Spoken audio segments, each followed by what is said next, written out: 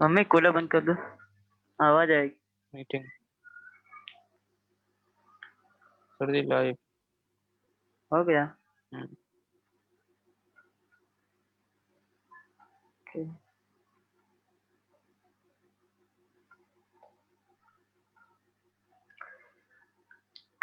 So good afternoon, Jackson Gulligan once again welcomes you in this live session, and I am Ayush Mishra and I'm a kicker at Jackson Gulligan Lucknow, and with me my colleague Jatin sir is in the session. So welcome Jatin sir in the live session.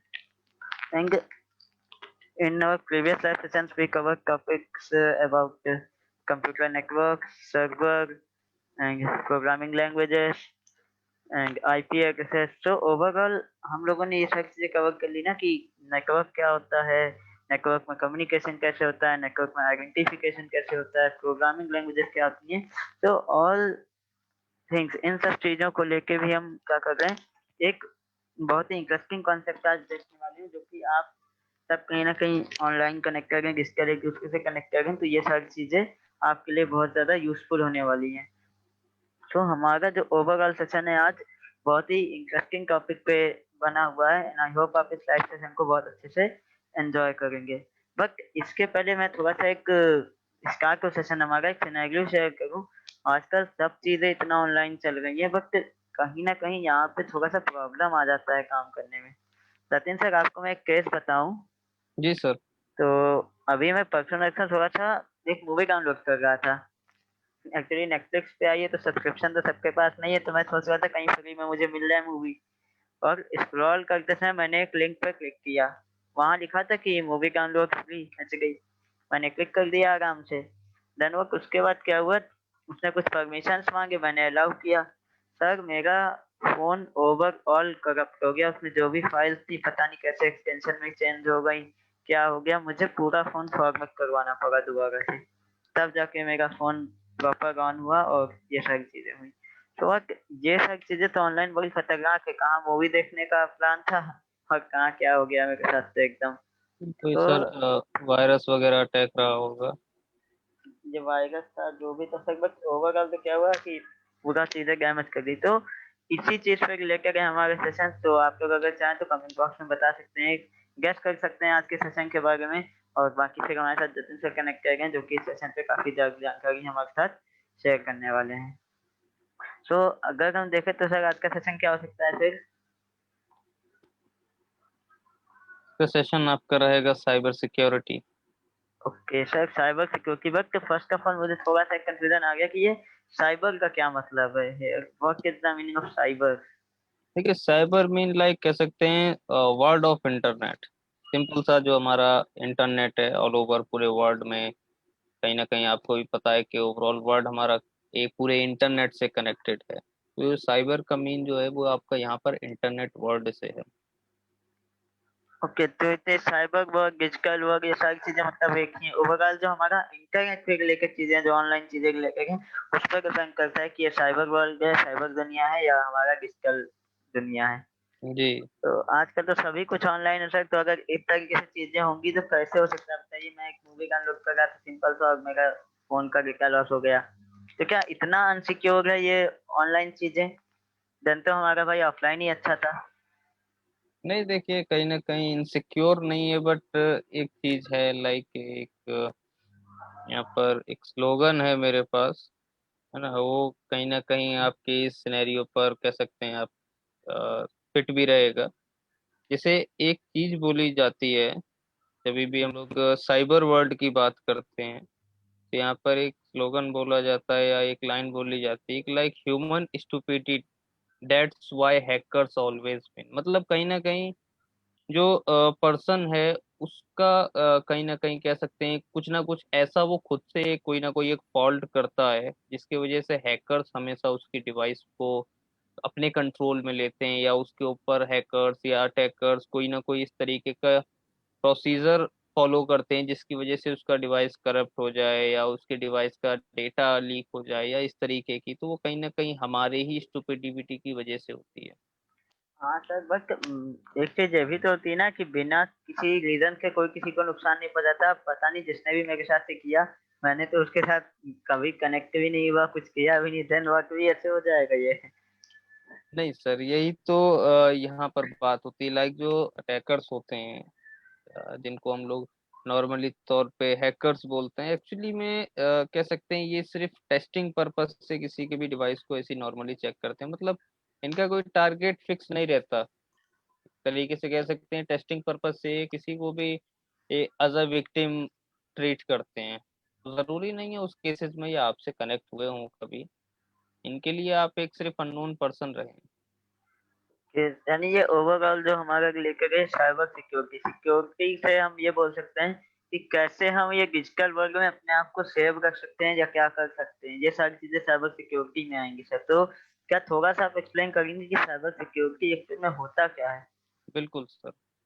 Like जैसे अभी हम लोगों ने देखा cyber security, तो देखो cyber security actually दो word से मिलकर के बनता है, साइबर देन सिक्योरिटी। अभी यहाँ पर हम लोगों ने साइबर का मीन देखा था, जिसका मतलब आप कह सकते हैं ऑल ओवर कंप्यूटर टेक्नोलॉजी से रिलेटेड, या हमारा जो इंटरनेट है, उस इंटरनेट में जितनी भी टेक्नोलॉजी आपके इंटरनेट के यूजेस पे चल रही है, दैट्स वाई उसका मीन हो गया साइबर। देन कहीं ना कहीं वो अगर इंटरनेट से कनेक्टेड है, तो इंटरनेट में कुछ आप कह सकते हैं गुड पर्सन भी हैं, कुछ बैड पर्सन्स भी हैं। गुड जैसे नॉर्मली क्लाइंट बेसिस के आप कह सकते हैं, बैड में आप अटैकर्स या हैकर्स इन सबको ले सकते हैं। तो कहीं ना कहीं अगर हमारा डेटा इंटरनेट से कनेक्ट हो रहा है, तो कहीं ना कहीं उसकी सिक्योरिटी को भी हमको ध्यान में रखना पड़ेगा। ठीक है। देन आपका सिक्योरिटी टर्म्स आता है कि आपके उस इंटरनेट पे जो भी आपका डेटा ट्रेवल कर रहा है, जो भी आपका डिवाइस आपके इंटरनेट से कनेक्टेड है, उसकी प्रोटेक्शन किस तरीके से रखी जाए। तो ये दोनों वर्ड आपके मिलके बनते हैं साइबर सिक्योरिटी, मींस इंटरनेट पे आपके डेटा की सिक्योरिटी। अब यहाँ पर कुछ अनदर चीजें हो जाती हैं, जैसे साइबर सिक्योरिटी में जो टेक्नोलॉजीज फॉलो होती हैं, वहाँ पर आप कह सकते हैं आपके ओवरऑल नेटवर्क, आपके कंप्यूटर्स, आपके डेटा, ठीक है, आपके कंप्यूटर को अनऑथराइज्ड एक्सेस से बचाना। उसके अलावा इंटरनेट से अगर आपके पास कभी भी कोई भी कह सकते हैं अटैक परफॉर्म होता है, तो उसके बारे में पता करना किस तरीके से हुआ, उसको किस तरीके से हम डिफेंड कर सकते हैं, वो सारी चीजें आपकी आती है साइबर बस सर ये जो इमेज आपने लगाया साइट पे, इसको देख के मुझे अपना वाला ही सिनेरियो याद आ जा रहा है कि अच्छा खासा बेटा मैं वर्क कर रहा हूँ, अचानक से क्या हो गया सिस्टम में सब करता हूँ। नहीं तो देखिए ये बस एक्चुअली होता है इलीगल साइट्स को यूज करने से। मतलब अ, जैसा बस कि सर नॉर्मली देखें यहाँ ना। तक कि एक चीज है ना कि मैंने भी ये सुना था कि मुझे साइट देख लेनी चाहिए, उस पे ग्रीन मार्क आ रहा हो, सिक्योर साइट को तब विजिट करो। बट मुझे जहाँ तक याद है मैं जिस साइट पर गया वहाँ ग्रीन मार्क ही था। नहीं, एक्चुअली में आपकी बात सही है कि जिस भी वेबसाइट को आप एक्सेस कर रहे हैं, वहाँ पे एक ग्रीन लॉक सिंबल आता है, जो कि ये डिफाइन करता है कि ये साइट आपकी सिक्योर्ड है। ठीक है। बट कहीं ना कहीं साइट के ऊपर आपने देखा होगा कुछ एड भी आते रहते हैं, है ना, कुछ एडवर्टाइजमेंट भी आते रहते हैं, एक्चुअली में वो एडवेयर्स होते हैं आपके। अब उन एड के लिंक पर अगर हम लोग क्लिक करते हैं, तो वो एक्चुअली क्या करता है, हमको दूसरे साइट पे रिडायरेक्ट कर देता है ना। तो अब वो क्या हुआ, हमारी ट्रस्टेड साइट से आप अनट्रस्टेड साइट की तरफ मूव ऑन कर गए।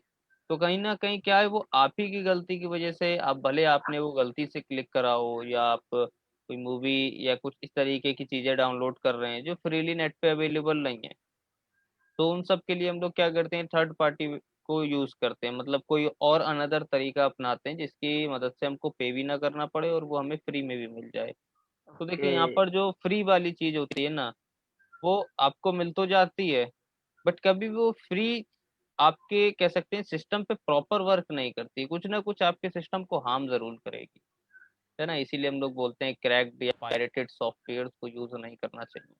ओके, यानी ओवरऑल अगर से देखे तो ये तो एक मतलब सिनेरियो में का मूवी वाला हो गया था ना, इसके आगे और क्या जरूरतें हैं साइबर सिक्योरिटी की?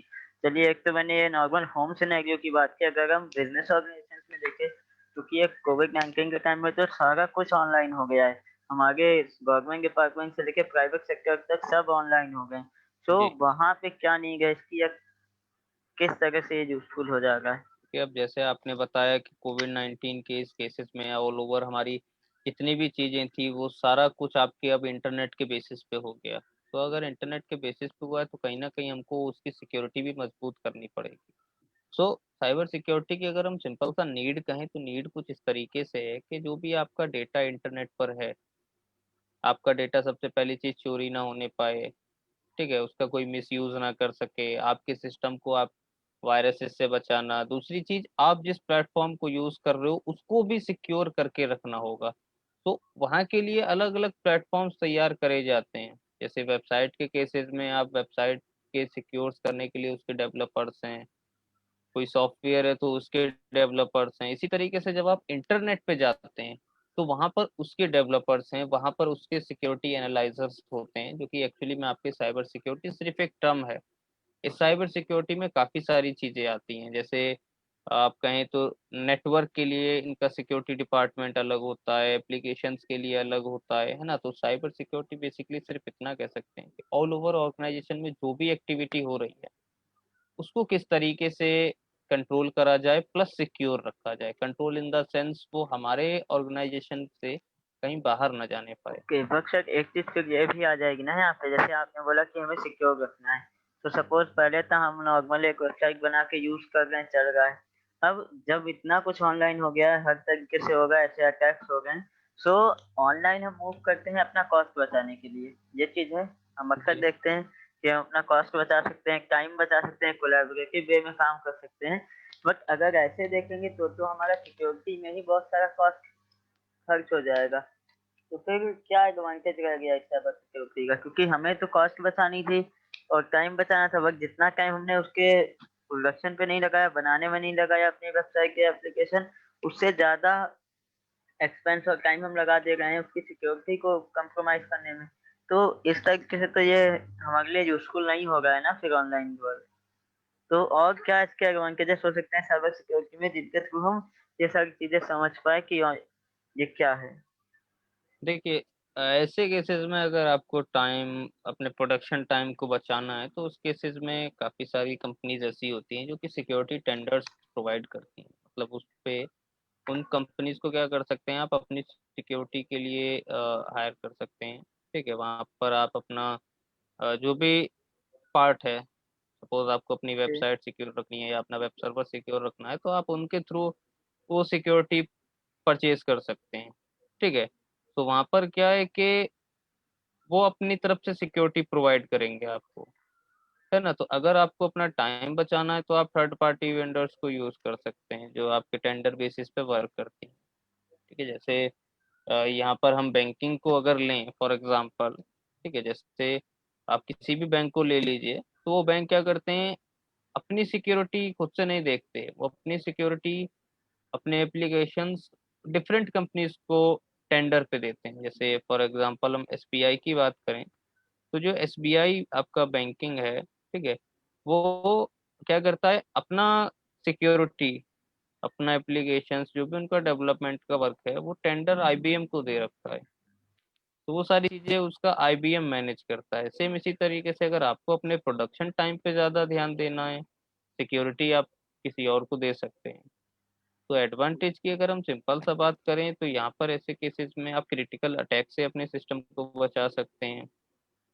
उसके अलावा आप यहाँ पे मॉनिटरिंग कर सकते हैं, लाइक आपके ऑर्गेनाइजेशन के कंप्यूटर्स पे किस टाइप का डेटा आ रहा है, किस टाइप से डेटा आपका जा रहा है, लाइक नॉन सिक्योर और सिक्योर डेटा। ठीक है, उसके अलावा आपके वायरसेस हो गए, या आपके ऑर्गेनाइजेशन में सपोज करिए कोई आपका क्लाइंट है या कोई आपका एम्प्लॉय है जो कि किसी वेबसाइट को विजिट करता है। अब सपोज करो वो अगर कोई नॉन सिक्योर वेबसाइट है, तो आप उसको किस तरीके से हैंडल कर सकते हैं। एप्लीकेशन बेसिस के अटैक्स होते हैं, उनको आप किस तरीके से रोक सकते हैं। तो ओवरऑल उन सब का जो मैनेजमेंट होता है वो आपके इस एडवांटेज में आता है। मतलब साइबर सिक्योरिटी का एक एडवांटेज आप यहाँ पे कह सकते हैं कि ऑल ओवर जो भी आपका ऑर्गेनाइजेशन में डेटाबेस है, उसके एप्लीकेशंस हैं, सॉफ्टवेयर्स हैं, उनको वायरसेस से बचाना, उसके अलावा सेफ वेबसाइट विजिट ब्राउज करना, उसके अलावा आपका हो जाता है क्रिटिकल अटैक से डिफेंड करना। ये सारी चीजें ऑल ओवर आपके ओवरऑल एडवांटेज में आ ओवरऑल जाती देखे चल तो ये चीज है कि साइबर सिक्योरिटी एक जनरल टैग में, एक जनरल टैग में, जिसके अंदर बहुत सारी चीजें आती हैं। हैं। जी जिसको डिफाइन करने के लिए फिर हमें एक एक चीज चेक करना पड़ेगा कि हमारे क्या ऑथेंटिकेशन के प्रोसेस हैं, किसी यूजर को कितना ऑथराइजेशन है पार्टिकुलर साइट पे या एप्लीकेशन पे या ऑर्गेनाइजेशन पे जा, के पास कितने परमिशन उससे लेके गए। तो ये एक जेनरिक टर्म है, इसके अंदर बहुत सारे डिफरेंट डिफरेंट चीजें आती हैं कि यूजर किस बहुत अकॉर्डिंग से यहाँ सारे पे काम आपके कर आते हैं, पाएगा। जैसे आपका डेटा थेफ्ट प्रोटेक्शन। आपका डेटा सपोज करो आप किसी दूसरे बंदे को या आप किसी डिफरेंट ऑर्गेनाइजेशन में कोई मेल के थ्रू अपना कोई डेटा भेज रहे हैं, तो वो आपके प्राइवेसी को भी ध्यान में रख के प्लस जहाँ उसका तक मैंने प्रोटेक्शन भी सॉरी करते हैं। सॉरी इंटरप्ट यू, एक टॉपिक पढ़ा था टीपीएम का। तो उसमें हार्डवेयर लेवल का कुछ सिक्योरिटी से रिलेटेड होता है टीपीएम में। मैंने थोड़ा सा एक बार कहीं पे पढ़ा था कि उसमें आप टीपीएम इनेबल रखेंगे तो हार्डवेयर सपोर्ट का कुछ सीन रहता है। तो क्या हम्म। उसको भी हम इसमें काउंट कर सकते हैं? नहीं, एक्चुअली में देखिए यहाँ पर हम टीपीएम नहीं ले सकते, क्योंकि टीपीएम एक्चुअली कि क्या है, हार्डवेयर बेसिस की सिक्योरिटी देता है।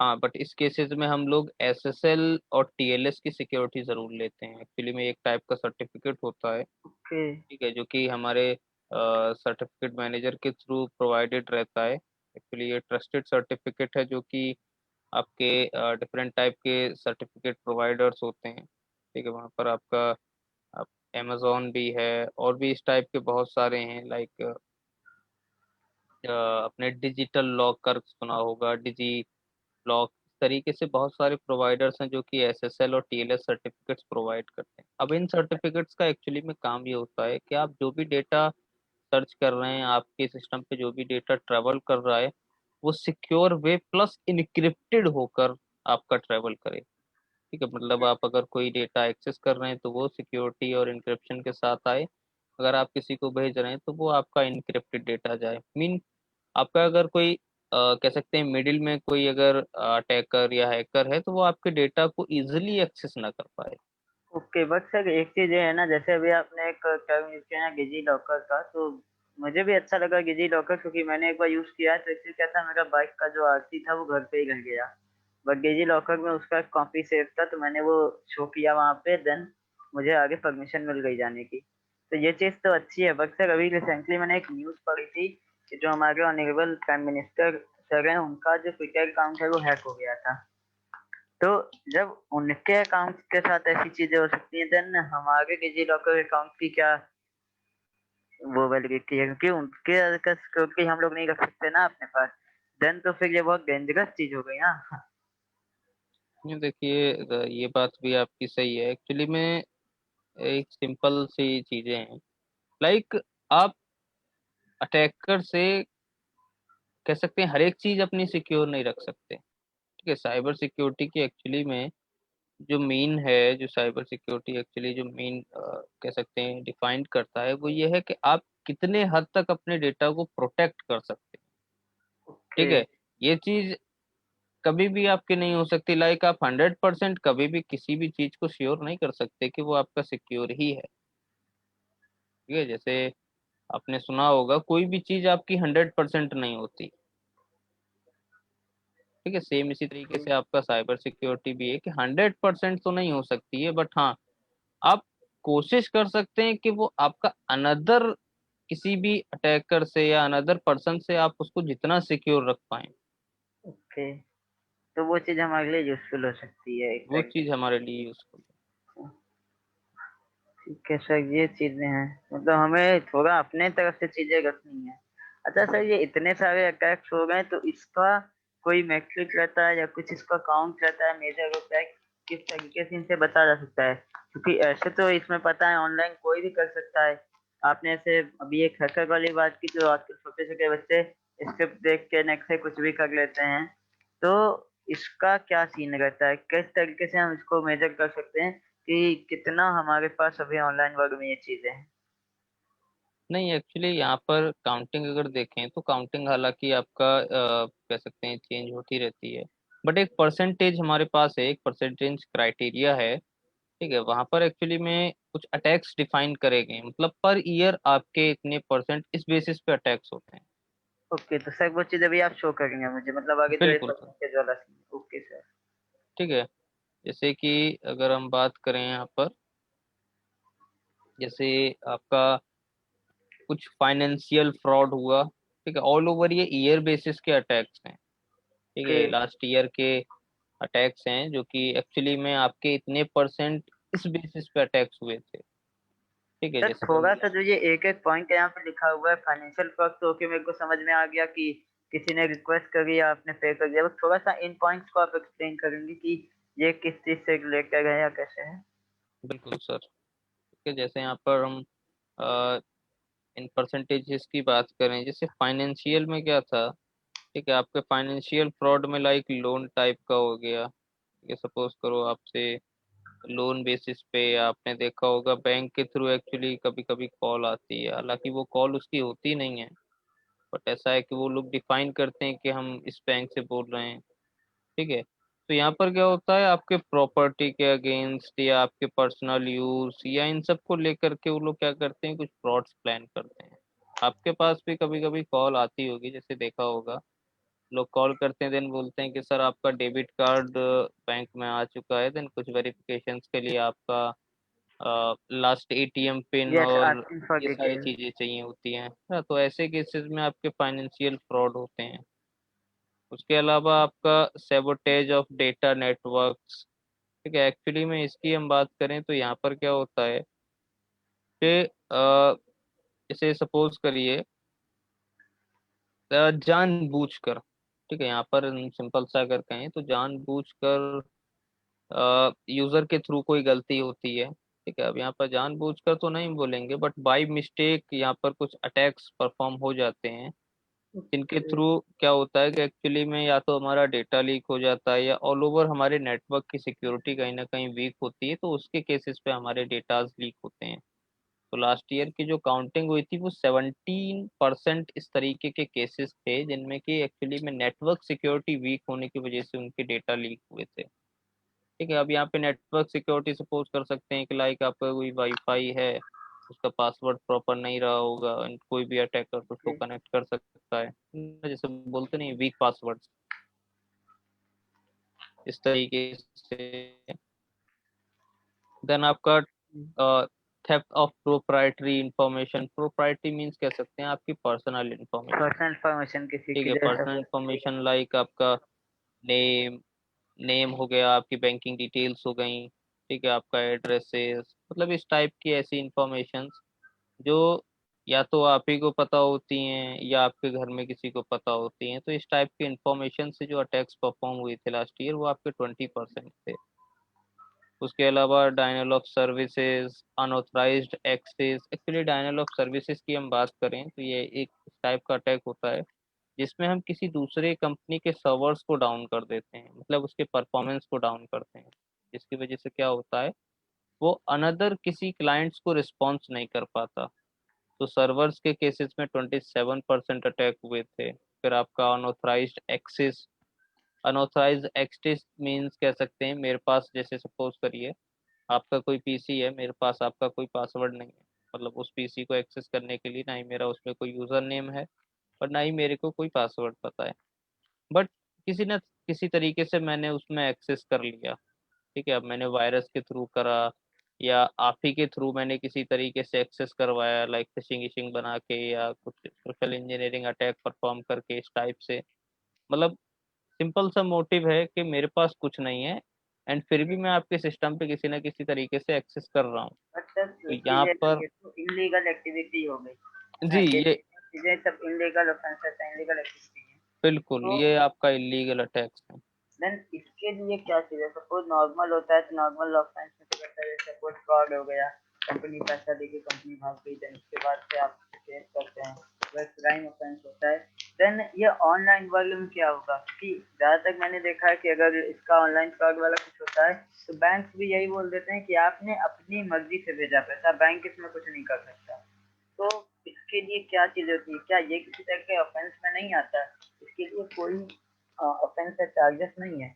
नहीं, एक्चुअली में इसके लिए भी ये चीज़ें डिफाइंड है, बट कहीं ना कहीं अगर हम इसको देखें तो ये एक्चुअली यूजर्स की वजह से होता है। अब देखिए इसमें यूजर्स एक्चुअली कंफ्यूज हो जाता है क्योंकि यूजर के सामने वही ओरिजिनल पेज की तरह एक डुप्लीकेट पेज ओपन हो जाता है। ठीक है, एक तरीके से कह सकते हैं अटैकर ने क्या करा, जैसे सपोज करो एक बैंकिंग साइट हो गई, मैंने क्या करा, किसी भी बैंकिंग साइट का क्लोन करा और उसकी लिंक आपको शेयर कर दी। ठीक है, अब एक्चुअली वो दोनों इतने सिमिलर दिखते हैं कि यूजर वहां पे कंफ्यूज हो जाता है कि ओरिजिनल कौन सा है और आपका क्लोन्ड कौन सा है। ठीक है, तो कभी कभी क्या होता है, यूजर क्लोन्ड वेबसाइट को एक्सेस करके अपने यूजर नेम और आईडी पासवर्ड को डिफाइन कर देता है। तो वहां पर क्या होता है कि आपका वो अनऑथराइज्ड एक्सेस हो जाता है। मतलब यूजर के लिए तो अनऑथराइज्ड हो गया, बट इन दिस सिनेरियो वो एक ऑथराइज्ड एक्सेस है, क्योंकि उसके पास कहीं ना कहीं से आपका यूजर नेम और पासवर्ड आया है। अब वो आपने गलती से शेयर करा या वो किसी अटैक के थ्रू एक्सेस कर लेता है, वो एक डिफरेंट चीज है। ओके, मीन्स ये चीज है कि हमारे यूजर से हुआ तो बैंक तो ये बोलेगा कि आपने एक्सेस किया है। अब ये बात अलग है कौन उसे लॉग इन कर रहा है। बट इन ऑफेंसेस का भी तो कुछ सीन होगा, क्योंकि अब ऑनलाइन इतनी चीजें इतने अटैक हैं, तो कुछ तो यूजर्स के लिए भी फैसिलिटीज होंगी ना, कि अगर किसी के साथ ऐसा होता है तो वो उससे कैसे बच सकता है या क्या चीजें हैं। नहीं, बिल्कुल, यहाँ पर एक्चुअली क्या है कि जो इन चीजों के बारे में अवेयर होता है वो लिंक को प्रॉपरली चेक करता है ओके। ना, लिंक को प्रॉपर चेक करता है। उसके अलावा अगर आपके पास कोई मेल या एसएमएस के थ्रू लिंक आई है तो वो उसको वेरीफाई भी करेगा, है ना। विदाउट वेरिफिकेशन आप किस तरीके से दूसरे लिंक पे लॉग इन कर सकते हो अपने अकाउंट को। तो इस चीज़ों के लिए तो आपके कंपनीज भी मना करती हैं, ओके, जिसमें मीन्स इतने कंपनी का जैसे आप मैंने आईडी बैंक यूज की कर साइट रहे हैं। पे तो खास कर देखा है, जैसे बैंक या फाइनेंशियल साइट होती हैं, जिन्हें मैंने खास कर देखा है कि पासवर्ड के लिए वो एक अपना वर्चुअल कीबोर्ड अलग से देते हैं। आप बटन पे टैप करेंगे तो स्क्रीन पे कीबोर्ड आ जाएगा। जी। बट वो हेक्टिक होता है, वो उसमें ऐसे टाइप करना चाहिए, लंबा पासवर्ड है तो कीबोर्ड से जल्दी टाइप कर लिया फिर। लेकिन आपके फिजिकल कीबोर्ड से वो अच्छा होता है, क्योंकि हो सकता है आपके फिजिकल कीबोर्ड पे आपका किसी टाइप का सॉफ्टवेयर चल रहा हो, जो कि आपके कीबोर्ड में जो भी आप टाइप कर रहे हैं किसी अटैकर को सेंड कर रहा है। तो उस ओके। केसेस में तो वो वर्चुअल कीबोर्ड ही ज़्यादा हेल्पफुल होता है, क्योंकि माउस रीडिंग नहीं हो पाती, कीबोर्ड रीडिंग अधिकतर लोग करते हैं। ओके, फिर जितने भी साइबर अटैक्स होते हैं, मान लीजिए कोई कर रहा है तो उसके लिए फिर क्या चीज आगे मानी जाती है। सपोज साइबर अटैक हुआ, ठीक है, तो मैंने सपोज किसी पे साइबर अटैक किया है, तो मेरे अगेंस्ट जो चीजें होंगी या जो भी ऑनलाइन चीजें आएंगी, तो उसको हम किस तरीके से डिफाइन कर सकते हैं। लाइक यहाँ पर कुछ लॉज बने हुए हैं इन चीज़ों को लेकर के भी। जी। अगर आपके ऊपर अटैक परफॉर्म होता है तो आप साइबर लॉ के थ्रू उन सारी चीज़ों को कर सकते हैं। ठीक है। उसके अलावा कुछ क्राइम्स की अगर हम बात करें, जो साइबर क्राइम्स होते हैं, ठीक है, नॉर्मली उसमें कुछ चीज़ें इंक्लूडेड होती हैं। इलीगल एक्सेस हो गया, या सिस्टम इंटरफेरेंस, या आपके डेटा का मिसयूज करना, ठीक है, आपके साथ फ्रॉड।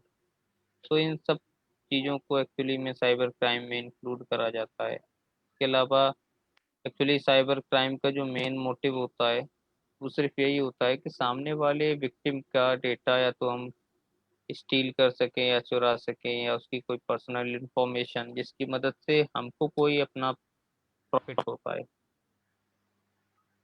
तो इसके लिए ही रहता है, मीन्स अगर आप देखें तो जो साइबर क्राइम करता है वो भी एक तरह का हैकर ही है, और जो उससे प्रिवेंट करता है वो भी हैकर ही है।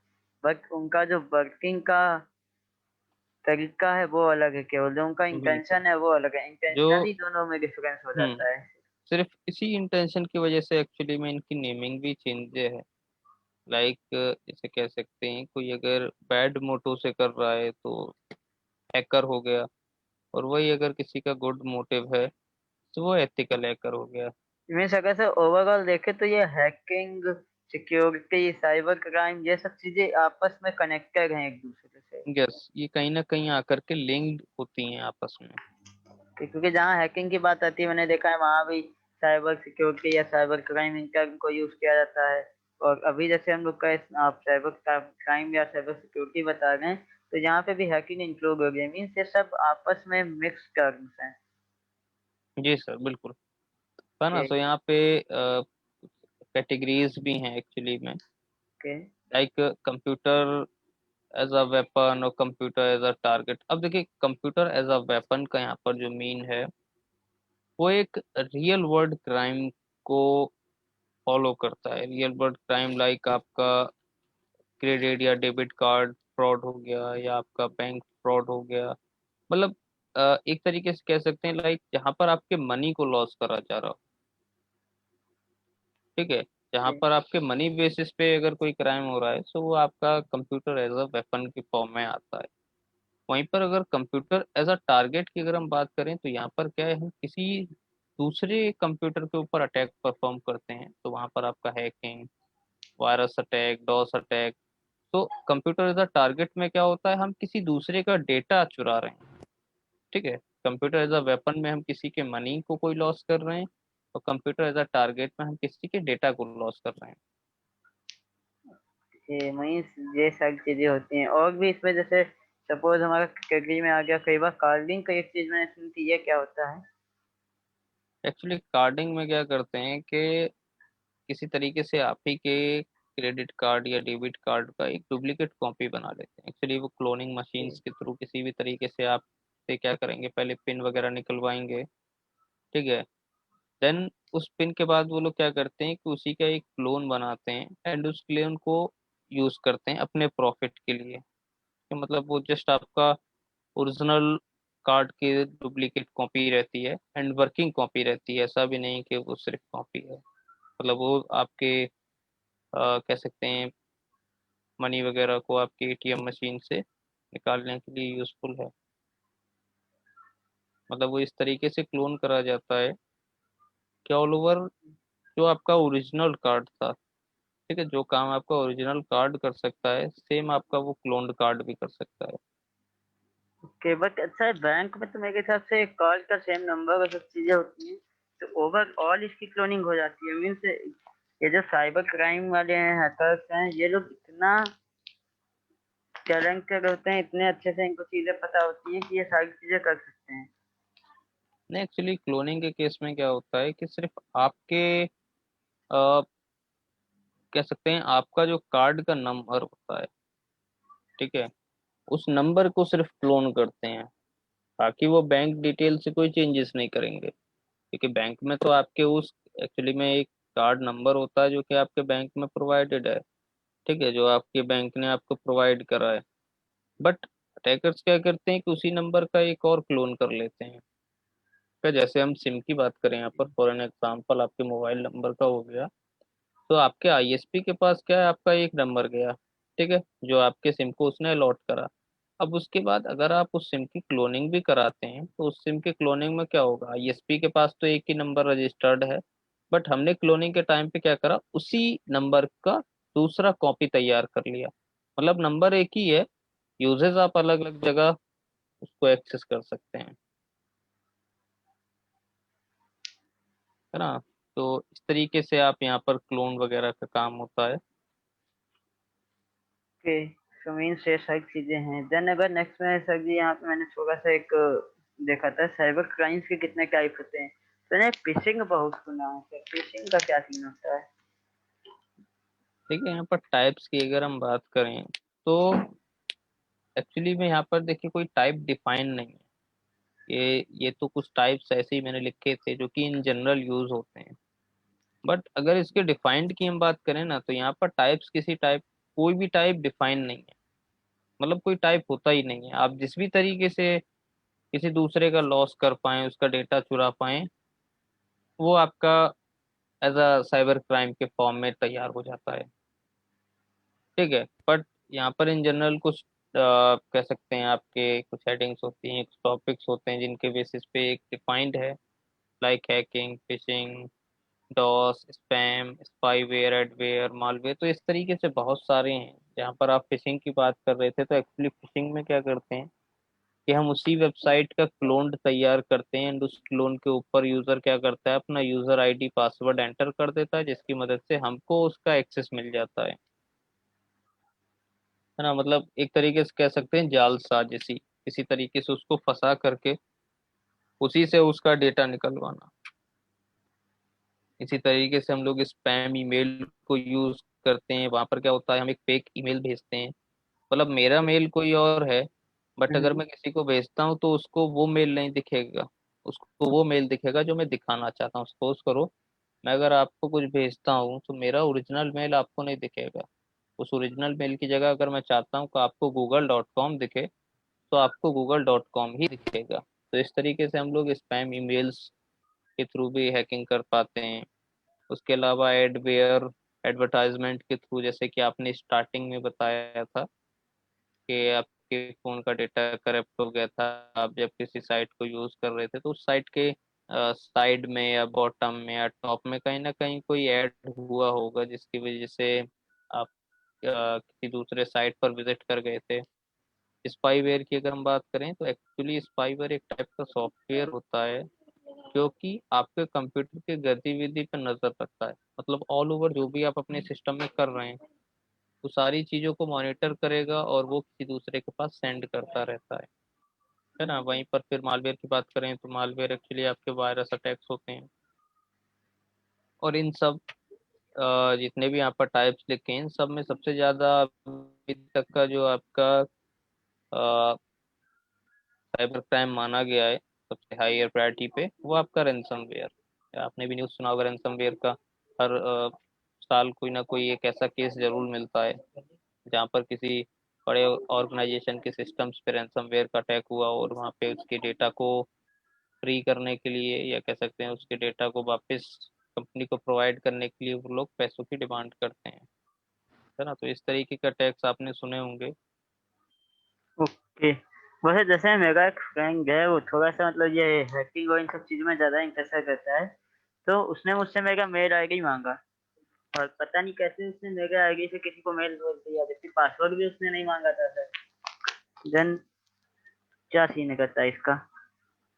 नहीं तो कभी ना कभी आपने उसके सिस्टम पे लॉगिन करा होगा जिसकी वजह से उसने आपसे एक्सेस नहीं मांगा।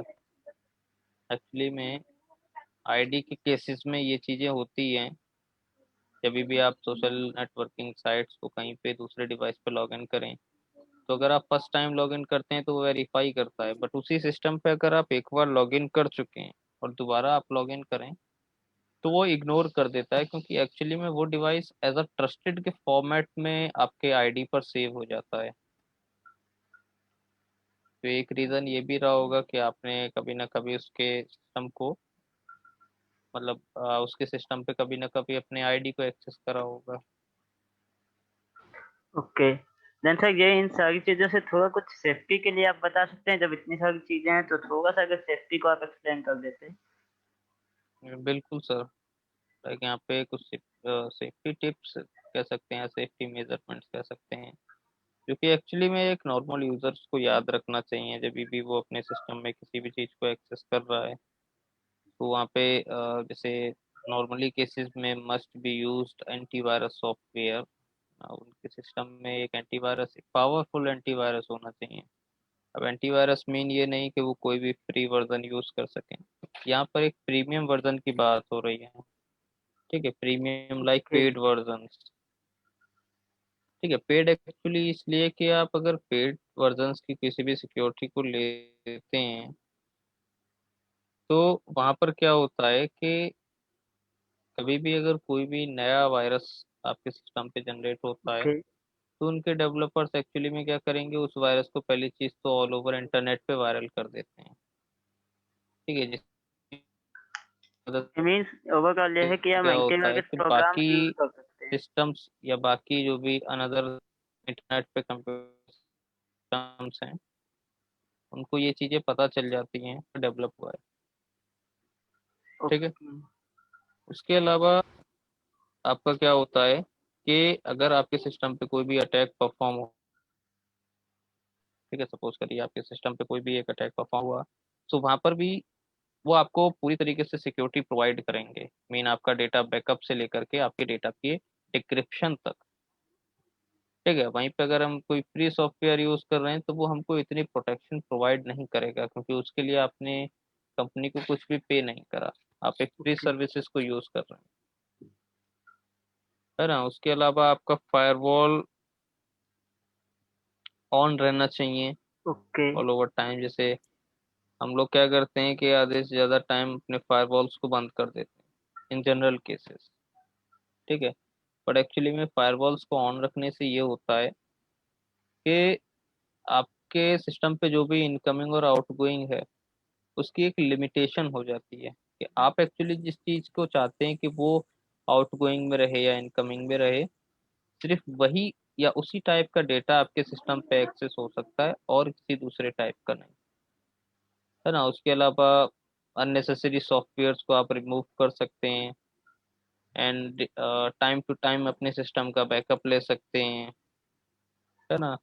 उसके अलावा आप इंटरनेट पे कुछ जो भी नई सेफ्टी टिप्स या प्राइवेसीज हैं उनको इम्प्लीमेंट कर सकते हैं अपने सिस्टम में। इसके अलावा यहाँ पर एक पॉइंट नहीं लिखा हुआ है, बस मैं बताना चाहता ओके। हूँ कि लाइक जब भी कोई आप इंटरनेट पे किसी भी साइट को कह सकते हैं एक्सेस करते हैं, तो उसके लेफ्ट टॉप कॉर्नर पे आप एक चीज का जरूर ध्यान दीजिए कि वो लाइक वहाँ पे ग्रीन कलर का सिंबल आपको देखने को मिल रहा है या नहीं। देखिए एक्चुअली वो ग्रीन कलर का सिंबल होता है टीएलएस और एसएसएल सर्टिफिकेट का, जो कि एक्चुअली ये डिफाइन करता है कि आपका जो वो साइट आप एक्सेस कर रहे हैं वो एक सिक्योर्ड साइट है। Okay sir. ठीक है। नहीं, सिक्योर के साथ साथ ये तो भी देखे कि सर्टिफिकेशन अथॉरिटी उसकी क्या है, बस केवल ग्रीन सिंबल पे ना जाए, नहीं तो हम्म, प्रॉब्लम फेस करनी पड़ जाएगी। बिल्कुल, क्योंकि एक्चुअली में एसएसएल सर्टिफिकेट मैनुअली जनरेटेड भी होते हैं। Okay sir. So okay. Thank you so much sir for the some information, and thanks all of you for joining us in the live session, and thank you for your valuable time.